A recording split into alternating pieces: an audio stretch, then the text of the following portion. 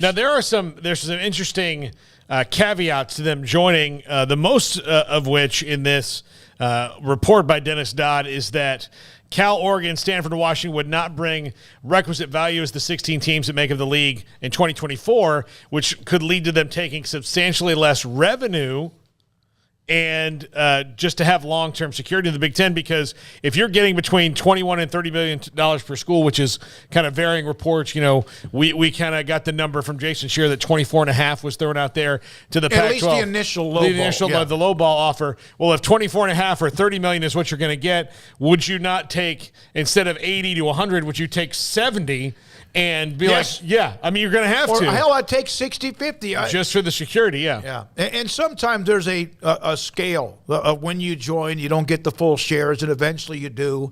And then eventually maybe that is the case as well. This is what I was talking about earlier. I wasn't trying to be grumpy, and I don't know how it came across when I was talking about, and then we had to basically go into a guess, so I couldn't really follow up. But I was talking about, this report really, and if you're adding, let's say this all comes to fruition, which, as we know, there's lots of reports, and a lot of it just doesn't end up happening. But if you're to add those 4 schools, you're now, a 20-team conference, or would it be an 18-team conference with those 4? It'd be a 20-team. It'd be 20, yeah. So a 20-team conference, that just seems sort of ridiculous to me. I don't know. I mean, I know the NFL is built that way, but they have less than 20 teams in their conferences.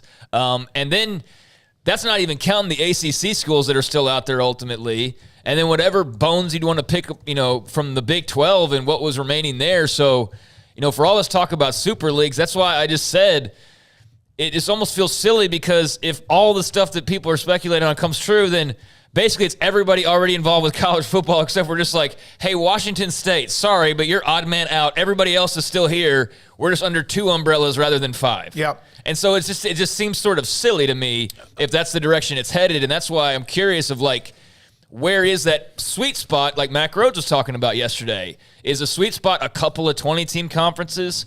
Is the sweet spot a couple 24-team conferences? Is the sweet spot 5 leagues turning into 2, and maybe 2 teams are unlucky enough to not be involved?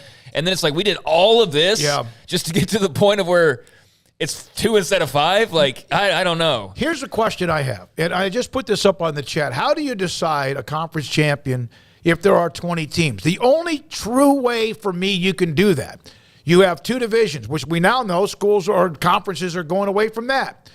1 with 10, 1 with 10. They all play each other like the Big 12's been doing, and then you have the division against the division. Isn't that the only way you could actually have a But here's the problem. Unless you have a playoff within your conference, and then you go to... But here's the problem with 10 and 10.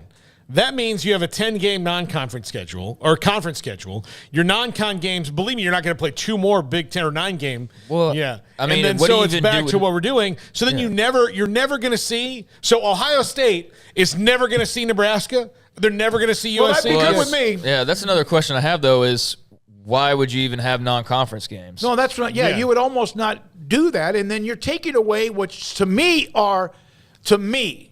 the best part of college football season are those games in September that are the elite teams, the high-level teams, high-ranked teams playing each other in non-conference games from one part of the country or another. Yeah, I like those. I don't so much enjoy the 5-hour 63-0 ass kicking when you've got Baylor versus Alcorn State or something. That in August is a little old after about an hour and a half. You can I think we know the end result here, but I know we've got 2.5 hours left anyways. That's not so much fun. But yeah, I mean that's a question that I had, and one of hundreds of questions, and that's why I found Kevin Warren's talk to be fascinating, and yet I didn't really walk away with any extra information, just kind of confirmations on what feels like sort of the direction we're headed. But to your point, Kevin Warren doesn't care. Kevin Warren doesn't care about anybody that's not involved with the Big Ten.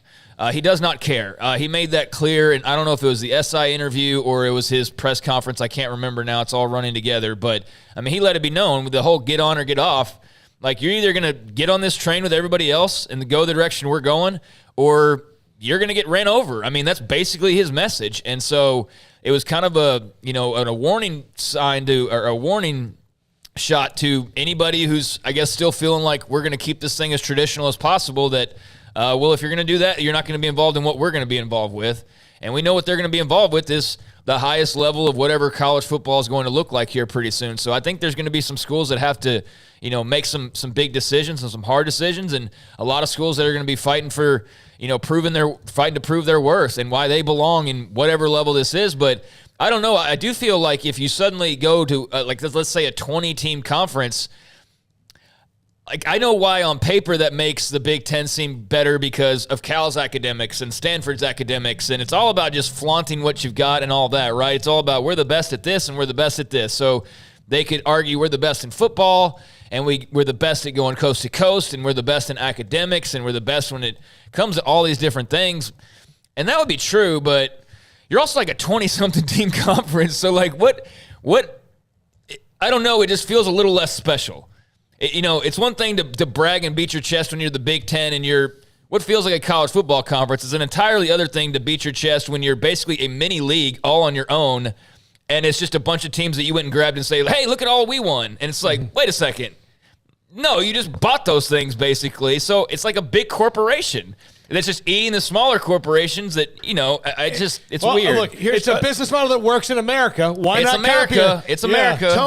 Tony, he's a Pac-12 guy, and he has fed us some good stuff over the last year or so, and we appreciate him. But he said, hey, I have an idea. What if you took a 20-team conference, split it into 2 divisions, 10 each. One's called the Big Ten and one's called the Pac-10, exactly. And the winners play each other on January 1st in the Rose Bowl. Imagine that. Yeah. Imagine that. Yeah. Who would have thought of such a thing? Well, and that's they're getting dangerously close to doing that and just leaving. Yeah, exactly. You said. But the other thing is, so if the complaint that everybody has about these conferences is that you can be in the same conference and never play each other. If you have 2 10-team divisions, you're going to create that problem again, right? Are you going to play everybody in your own division? That's 9 if you do, right? Yeah. Just like the Big Ten. And then you're not going to play non-conference games, so you're going to play 3, and it's still going to be a long time. And here's the other thing is, okay, you got to establish your rivalries, but you add enough teams to where, all right, you think that on paper, at least, it looks like, and